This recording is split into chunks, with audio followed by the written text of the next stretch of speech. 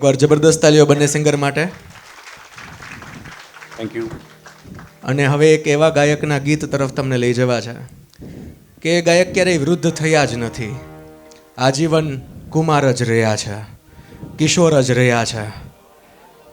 કિશોર કુમારને આપણે બોલિવૂડના કલશોર કુમાર કહીએ ને તોય ચાલે, એવો એક હળવા ગયાનો ગાયક અને એના ગીત આપણે સાંભળવાના છીએ. એક સરસ મજાના, ને ગીત કરતાં શબ્દો બહુ મજાના છે, કમ્પોઝિશન મજાના છે.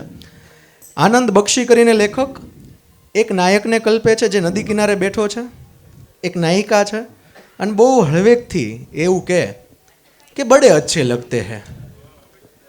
એટલે પેલી કે શું, પછી પેલો કે યે ધરતી યે નદિયા યે રેના ઓર આ ઓર તુમમાં જિંદગી છે આખી.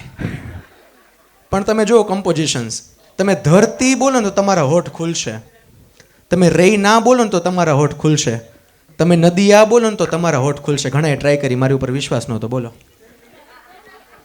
પણ ત્રણેયમાં હોઠ ખુલે. પણ તમે જ્યારે ઓર તુમ બોલો ને એટલે તમારા હોઠ ભીડાઈ જાય.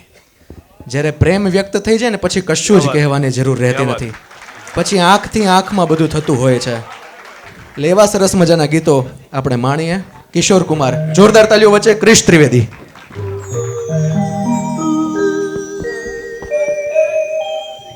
ચેક.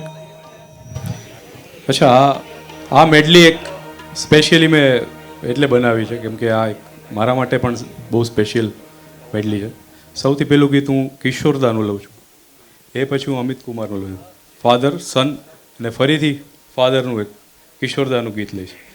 એટલે આ મેડલીમાં હું એવું ઇમેજિન કરું છું કે હું મારા ફાધરને ડેડિકેટ કરું.